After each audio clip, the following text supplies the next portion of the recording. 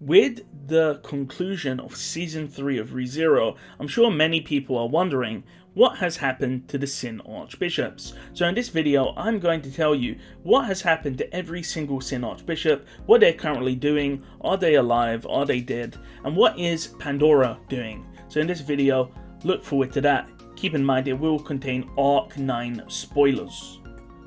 If you like ReZero, please like and subscribe to this video. Like I told you, ReZero Season 3 has ended and every other ReZero content creator has stopped making content. I'm the only true ReZero content creator here, so please support my channel. So we're going to begin with Betelgeuse and Regulus. Now many anime onlys will believe, well, they've been killed off, so isn't that where their story ends? Well, not exactly. Sirius in the anime did state that, for example, Betelgeuse was inside of Subaru, and one day Betelgeuse will be drawn out, and so Sirius tells Subaru to keep his body in good health for when that day occurs. And we do actually see this happen in Arc 6. In the 4th season of the ReZero anime that will be coming out in a few years, and Arc 6, when Subaru and the gang manage to reach the Petelguese watchtower, Subaru is knocked out, and during this period, Subaru re-enters the Shadow Garden, which is essentially inside his soul where Satella resides. However, not only is Satella there, but also Regulus and Betelgeuse, and they both chastise Subaru and name call him and call him slothful and greedy and all of this. So we do know that Regulus and Betelgeuse are alive in Subaru's soul. And this is a scene which gets cut out of the anime. So if you have no idea what the Shadow Garden is, I highly recommend you watch my video on Satella's Shadow Garden, because this is a very important concept which has been cut out of Season 1, Season 2 and Season 3 of the anime. And I'm going to be honest with you, it's going to be cut out from Season 4 of the anime as well. So Subaru has Regulus and Betelgeuse inside of him. We next have Sirius, the Sin Archbishop of Wrath. As we know, Priscilla was able to subdue her and she was captured, and so what happens to her?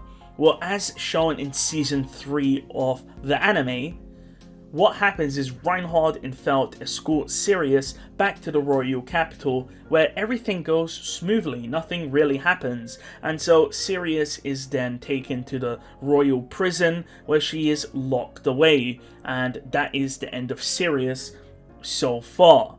So nothing is going to happen. If you're wondering where we find out this is actually in a side story. So unless you've read the side story, you won't actually see Reinhard and Felt doing this. So it happens off screen. We also have the Sin Archbishop of Lust, which is Capella. We actually haven't seen her since the events of Season 3. However, something that many people do not know is that Roy Alphard, Melee, and even Elsa work under Capella, and they refer to her as Mama. Now, you remember in the last episode of Season 3, Rui Arneb says that Big Bro got beaten up, and Elder Brother always does what that woman says. Now, most people believe that that woman is Pandora, however, that isn't the case. Roy Alphard does what Mama wants, and Mama is, of course, Capella, the Sin Archbishop of Lust. So Roy is simply a simp of Capella. Now let's move on to the Gluttonies. So there are 3 Gluttony siblings, so I'll go through them one by one. Let's start with Lybat and Kaitos. In Season 4 of the anime, Subaru and the cast go to the Petelguese watchtower to search for a solution from Shula the Sage. And the reason for that is because Shula could hopefully find a way to get everyone's memories back, and that's the reason why they bring Rem along. However, when they get to the watchtower, it's attacked by the 3 Gluttony siblings. Lybat and Kaitos gets into a fight with Ram, and Ram uses her innate power of synesthesia, links up with Rem, and is able to utilize Rem's horn. Now, for those that don't know, Ram with her horn is one of the strongest characters in ReZero, and because she's allowed to use Rem's horn, because her soul is connected to Rem's soul because they are twins, she's able to use her true power. Well, to be fair, not her true power, but she can access some of her true power, and she actually decapitates and kills Lai Batinkaitos. During this, Lai Batinkaitos falls in love with Ram, and he becomes fully satiated, and he no longer wants to eat. He starts regurgitating and vomiting out names and memories, and he doesn't really care about eating. Regardless, he's still killed. Now onto Roy Alphard. Now pay attention, this is going to get quite confusing, so you need to make sure you focus for this. In the Pleiades Watchtower, there are 3 trials the cast have to overcome. The second trial is Reed Astria. Now for those that don't know, Reed Astria is the first sword saint. He is the heavenly sword, and he worked with Flugel and of course Volcanica to seal away Satella. Now, this isn't the actual Reed Astria, it's just like the memories of him, and he was tasked to defend the Pleiades Watchtower. Roy Alphard comes across Reed Astria, and they come to a deal where Roy Alphard eats Reed Astria. However, because Reed Astria, even though he's eaten, his memories are sort of eaten, and he is consumed by Roy Alphard, because Reed Astria is so powerful, when he's inside Roy Alphard, he overpowers Roy Alphard and takes control of Roy Alphard's body. So Roy Alphard essentially transforms into Reed Astria. Julius then fights with Reed Astria. Remember, Reed Astria is using Roy Alphard's body. And even though Reed Astria is one of the strongest characters in the series, he cannot use his true power because he's still using Roy Alphard's body, and Roy Alphard's body doesn't have the same talent as his true body. So even though Reed Astria is still very, very strong, because Roy Alphard's body is weak, Roy Alphard's body is pushed to the limits, and eventually that body starts to fragment, and Reed Astria starts to shatter and break into shards, leaving an unconscious Roy Alphard. I want to preface that Julius is not stronger than Reed Astria. Reed Astria just simply couldn't use his true powers because Roy Alphard's body, his vessel, was simply not strong enough to use his soul. Anyways, Roy Alphard is unconscious, and then he's sealed away using yin magic, and this magic is similar to the magic that is used to seal away Satella. However, Roy is then transported to the royal capital and sealed away in the prison. However, in Arc 9, Aldebaran, who is the antagonist of Arc 9, actually frees Roy Alphard, and he enlists Roy Alphard to help Aldebaran achieve his goal. Whether or not Roy Alphard will agree to this, we don't know, but it's implied that Roy Alphard will indeed agree to come along with Aldebaran and do what needs to be done. We next have Rui Arneb, so please pay attention, this is really confusing, so you need to make sure you focus for this. Rui Arneb is located in a location called the Hall of Memories. Now you're wondering, how do you get to the Hall of Memories? In the Pleiades Watchtower there is a library. This library holds these books called the Books of the Dead. Whenever a character dies, there will be a corresponding book inside the library which will showcase their life story.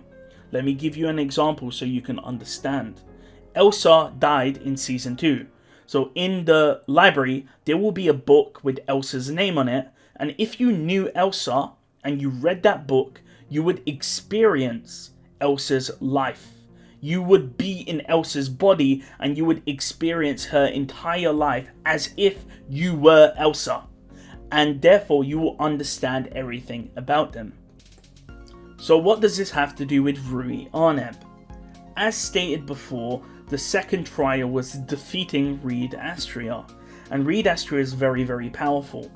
Julius gets beaten by him so badly. So Subaru says that he has a plan, and he wants to go read Reed Astria's Book of the Dead. However, that doesn't work out. Subaru actually ends up in the Hall of Memories. The Hall of Memories is the soul of the world, Odlagna, and this is where souls are cleansed. So when people die, their soul goes to Odlagna, and their soul is cleansed, and then they are reincarnated. However, Rui Arneb has a witch factor. She has the witch factor of gluttony. As a result, her soul cannot be cleansed. This means that Rui Arneb doesn't actually have a physical body, and the only time she can get a body is if she takes control of Libatin Kaitos or Roy Alvard, and we saw this happen in Season 3 in the last episode. When Libatin Kaitos was blasted with the laser beam, Rui Arneb just randomly appeared because she took control of Libatin Kaitos' body, and so that's how it works. Rui Arneb sees Subaru and eats his memories, therefore learning about return by death. Rui learning about return by death makes her want to steal that power for herself. To achieve this, what she does is splits her soul into two. So we now have two Rui Arnebs. One of them is in the Hall of Memories, and the second one is attached to Subaru's soul as a witch factor. So just like how Beetlejuice and Regulus are inside of Subaru, Rui Arneb joins the party and is also inside of Subaru. Subaru then returns to the world, but this time he has amnesia because his memories were eaten. Subaru then goes through several loops where he dies and dies and dies and dies, and eventually he tries to find a solution. The solution is to bring back Subaru. To do this, he finds his books of the dead, because keep in mind, like I said, when you die, you get a book of the dead in the library. Subaru has died so many times, so he has a lot of books in the library with his name on them. Subaru then reads his books of the dead, and as I explained before, when you read the book, you experience that life. Subaru then reads all of his books of the dead to regain his memories, and when he reads the final book, he ends up at the Hall of Memories. And when he's there, he rejoins with his eaten self, and he gets all of his memories back. So what does this have to do with Rui? Well, when Subaru joins together with his old memories, this causes Rui's witch factor that was inside of him to be ejected back into the Hall of Memories. Subaru then regains all of his memories, he becomes a complete person, and he leaves the Hall of Memories to go save the day. Rui then meets the other Rui. So, of course, like I said before, Rui split herself into two. One was inside Subaru, one was inside the Hall of Memories. Now they come together again to essentially have a strategy meeting to see what happened. The Rui that was in the Hall of Memories doesn't trust the Rui that was inside of Subaru, because the Rui that was inside of Subaru is like crying, because experiencing return by death will break your mental state, and she thinks Subaru is a monster. However, the Rui that was in the Hall of Memories doesn't understand this because she didn't experience return by death. She knows of return by death, but she hasn't experienced it like the other Rui has. So the Rui that was in the Hall of Memories thinks that the Rui that experienced return by death is lying to her and trying to take the power to herself. So what happens is they have a battle, and we don't know who wins from this fight. All we know is that they fight, and that's it. However, the end of Arc 6 reveals a different ending. Rui Arneb actually appears in the Petelguese watchtower, but she's unconscious. And long story short, Subaru, Rem, and Rui Arneb get blasted by Volcanica when Satella tries to eat them. Yeah, I know that's quite crazy, but I can't explain the entire plot, can I? And they get blasted to Wallachia. I know it sounds like I made that up, but I didn't. Anyways, Rui Arneb ends up in Wallachia with Subaru, and as you can imagine, Subaru does not like Rui. However, there's something wrong here. Rui seems to have amnesia. She can't speak English. You know, she can't speak, but she likes Subaru. And not only that, Rem wakes up, and we don't know why, but Rem does not have her memories. Long story short, Subaru doesn't like Rui, but as they go through Arc 7 and Arc 8, Subaru, Rui, and Rem build a bond together, and Subaru starts to forgive Rui Arneb, and instead actually gives her a new name, and Rui Arneb becomes Spica. Spica still has the power of the authority of gluttony, but she now uses it for good. And she is actually one of the individuals that saves Arc 8 by beating the final boss of Arc 8, which I won't spoil, using her authority. So Spica is actually a member of the Emilia camp now, and she uses the authority of gluttony for good. As for what happened to the other Rui Arneb that's in the Hall of Memories, well, we don't know. As for Pandora, she hasn't appeared in the main story, however she has appeared in a side story. The Petelguese watchtower has many of these white birds that sort of appear in the balcony, and you can see it in this illustration here with Anastasia. In one of the side stories, Reinhard kills some of these pigeons, and it turns out that these were actual creatures that Pandora created. Apart from that, we haven't seen Pandora, but she is of course sending these pigeons to the Petelguese watchtower. For what reason, we don't really know, but that's Pandora's only appearance thus far.